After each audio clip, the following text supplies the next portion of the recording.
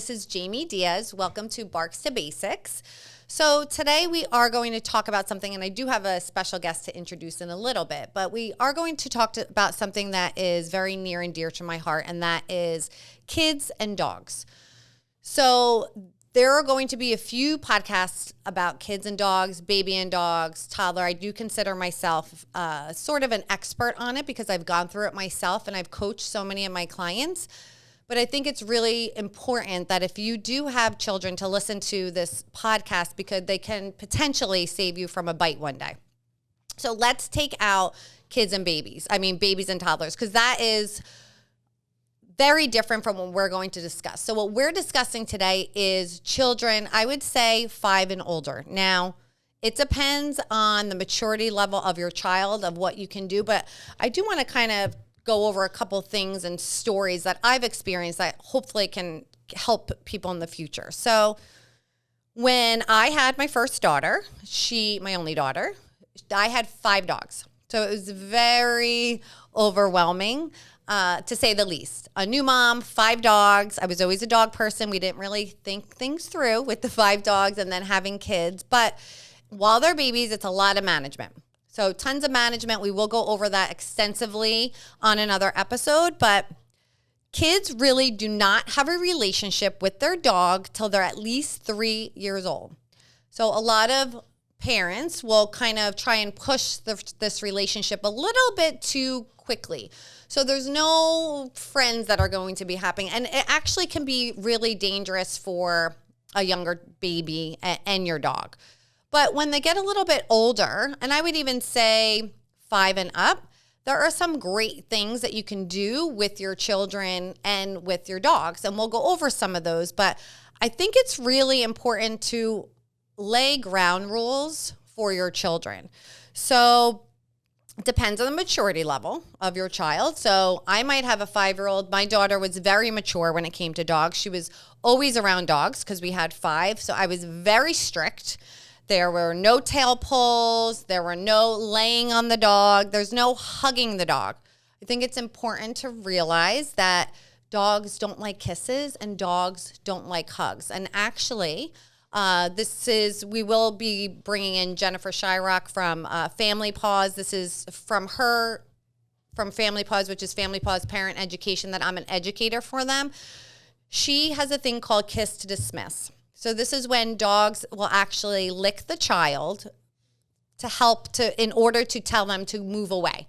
So they're kindly saying, I love you, but I don't want you so close to me. We will take it as kisses from dogs, which is not really the case. So it's important to realize, one, your kid's maturity level, where they're at, what they can do with your dog in a safe way. So with your dogs and kids, 100% supervision all of the time when you're together with them.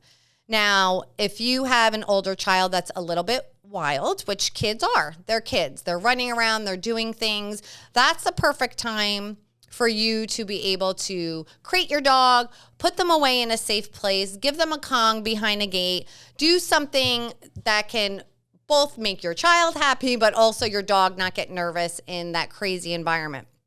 And the other thing, I think this is one of my biggest takeaways that I can really want to drill into you guys, into your brains, especially if you have kids, is how you're teaching your dog to behave. Your kids, how you're teaching your dogs are going to be your dogs, but how you're teaching your kids to behave with your dog in the family home. That dog, they are going to do the same thing at another house. So if you allow your child to lay on your dog, roll around with your dog, put their face in the dog's face, and act in that way with their own dog, they are going to translate that into going to their friend's house and doing that possibly with another dog, which is where we get a lot of bites happen. So unfortunately, I will say I deal a lot with baby bites, toddlers, and children from their dogs. Now, I will tell you it's probably 90% of the time the family dog that would never bite the children, right? He would never do that. He loves him. He can snuggle. My child can do whatever he wants to the dog, except your dog hurt his hip and he's in pain and your child falls on your dog. You can get a bite. It's a really serious matter dealing with kids and dogs. And the whole goal of having a dog is to be part of your family. And that's what we want, right? We want everybody to be together in the family. But it's really important to teach your children how to give respect to their dog, how to give respect to other people's dogs, and how to keep them safe. Because guess what? Guess what's going to happen if there's a bite? That dog's going away, right? Your children are going to come first. And it's an accident that did not have to happen. And most of the cases, it's an accident that did not have to happen. So I would like to introduce you to my guest today, which is Miss Grayson Diaz. Hi, Grayson. Hi, my name is Grayson Diaz, and I'm 9 years old. She's 9 years old. Grayson is my daughter, and I really wanted to hear from a children's point of view, a child's point of view, of some things that she's learned, some things that she sees. I hear her coaching her friends when they come over about the dog, and we're going to go over some of those things. But I know as a parent that I've done my job. I also have a son, Braden, who's here in the background. He also is very respectful to dogs. They all know the rules, and that was just from me not scaring them, but having them act appropriately with dogs. Hanging on a dog, laying on a dog is not appropriate behavior. So, Grayson, welcome. So she might be nervous. This is her first podcast. So I want to talk to you first. You should remember all of your dogs, but what is your favorite part about having a dog? Just having them there. Having just a dog is fun. They're cute, happy, and like to play. Cute, happy, like to play. Do you remember when we had 5 dogs? Yes. Stop spinning. She's spinning. Do you remember when we had 5 dogs? Yeah. And what did you think of that? Did you like it? Did you not? I liked having 5 dogs. I would rather have more dogs than Of course. less. So I just found a bunch of videos and pictures of you and of the dogs sitting with you on the couch and next to you. And they were involved in her life, very involved in your life when you were growing up. Yeah. And they all sat on the couch with her safely. And she would pet them while they're sitting on the couch. And they were choosing to sit next to her, right? We weren't approaching the dogs. They were always making the choice to do that. So what would you say some of the rules, if you remember, what are some of the things that mommy tells you that you have to try and remember with our dogs, with other dogs? Don't snuggle your dog. Don't snuggle your dog. And why? Because I love snuggling dogs, right? We want our dogs. We love them to be by us. But what does that mean to you when you say don't snuggle your dog? Like, don't, lay on them, put your face on them. Don't, hug them like that. Mm-hmm. Don't have your face. Why shouldn't you have your face by them? Because that's the direct place not to put it if you don't want to bite. That's the one place they're going to bite. Right. If you're right there and they're uncomfortable, they're going to bite your face. And it's always safer not to do that. But you do snuggle your dog in a safe way, right? So Yes. tell me what that looks like. When he's just laying down, I'll just pet him and, lay kind of beside of him. Mm-hmm. So I'm not totally on top of him. So my arm's just, petting him and laying there. Good. Yeah. So Grayson will lay a little bit further. She won't have his face to face, but she'll kind of just pet him there. And also, do you remember what I tell you? I don't know if you remember this. What is that I would like everybody to do? So everybody who either has a dog or handles a dog or meets a dog, the 5-second rule. Do you remember what that was? Yes. For petting, the 5-second rule is pet your dog for 5 seconds, and if they walk away, they do not like being pet. Right. At that current moment. Yes. So I think the 5-second rule, that's why I tell you guys all that, because dogs can love to be pet. We all know Finley loves to be pet, right? Finley loves to be pet. Finley loves to be pet, but maybe he's having a bad day and he doesn't feel like being pet at that moment, right? That's what Grayson said, at that moment. So tell me, if you were doing the 5-second rule again, what would that look like? So you go up to Finley. You go up to your dog or dogs and pet them for 5 seconds. And if they stay and kind of like smudgel, like bump you, I think they like being pet. Yep. But if they just walk away, they probably don't like it or just need a second. Or just need a second, right? So if they like nudge your hand, right? Is that what you're saying? They like like being pet. Like, yeah. Yeah, pushing your yeah. hand, and they do. And some dogs do love it all the time or most of the time.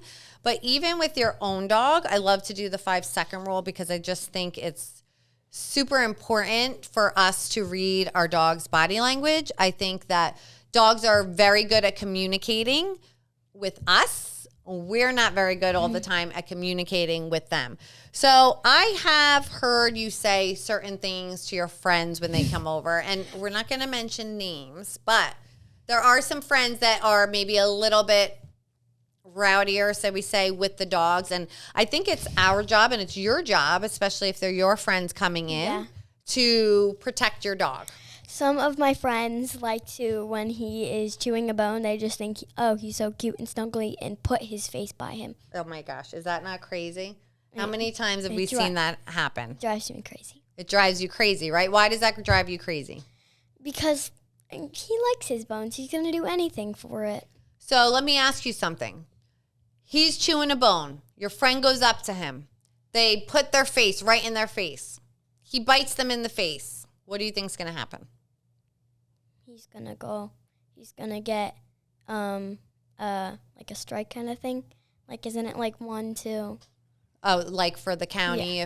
So if the mom doesn't freak out, right? And which I would freak out if my child got bit in the face by another dog. So if you don't speak up for your dog in that moment, and mommy's like making you pastina or something at the stove, then that could be bad for Finley, and that's not our intention. And I cannot tell you, I take for granted that kids are going to know how to handle dogs, but then when we have kids come over and we realize they do not have to know how to handle dogs, and it's probably not being mean, they just were always able to do that maybe with their own dogs. Yeah.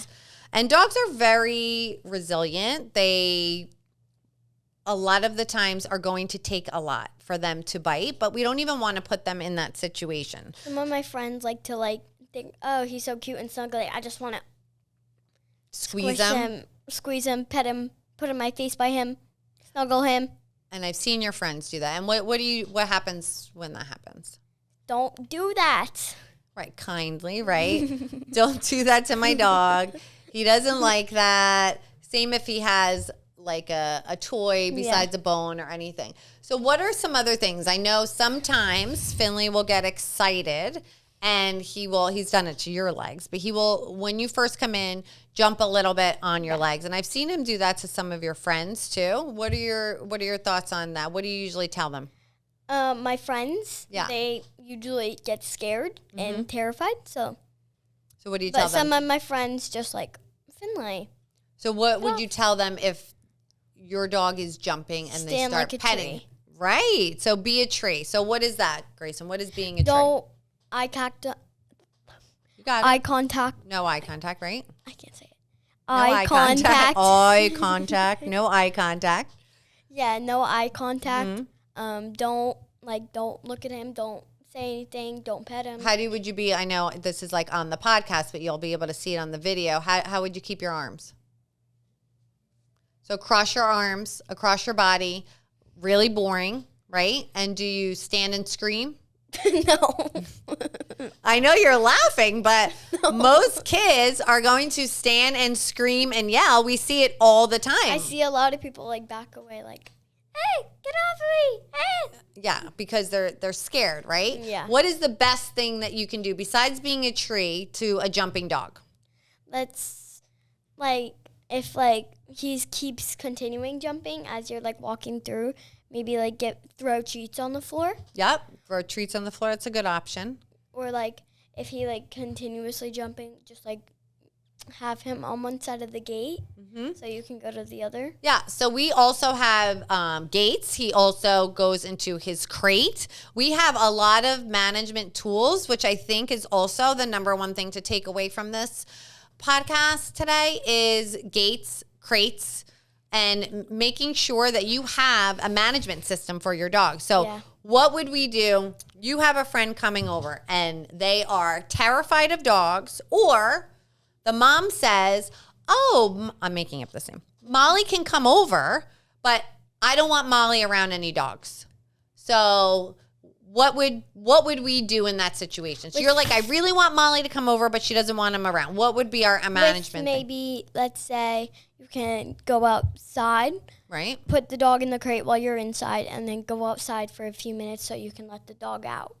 So have the dog in the crate though, right? Yeah. So for us, I think it would be an easy fix because Finley's crate trained. And Finley, does he like his crate? He loves his crate. How do you know that? Sometimes when I just like pull out a treat because he's like nipping my leg, I'll just run straight into the crate.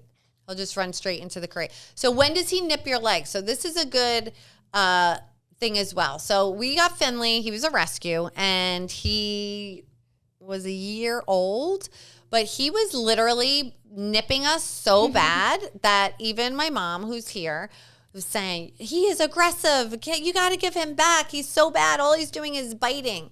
So that was probably because he was at a house that did not give him good management skills like bones and other things to do. But we fixed that. But now sometimes, when do you think Finley does that, the little nipping? When he's overtired, wants my attention, he'll like nip my leg and it hurts. He does like a baby with his little teeth, like a pinch, right? So we know that when he's been out a lot and he's overstimulated, that he needs a nap. He needs to rest. So what do you do if you don't have any of those things? What would we even? What would you even do? Without treats? No. What if we don't have a crate or a gate? Or what do you think people do? That'd be bad. Right, but what would they do? I mean, they'd not have to have Molly over. Yeah. Because we don't have any management skills, right, for them. And what about the gate? Do we utilize the gate at our house? Yes, but Ritz, our other dog, does nothing. Well, Ritz is 14 and he can walk through the gate. So what are some things that, and by the way, Grayson is a very mature dog owner. So she's very good with working the dogs, not yelling, doing what she's supposed to be doing, giving the dogs a break when they need a break, giving them a bone when they need a bone. But what are some activities that kids can maybe do with their dogs that is a safe thing that you can do?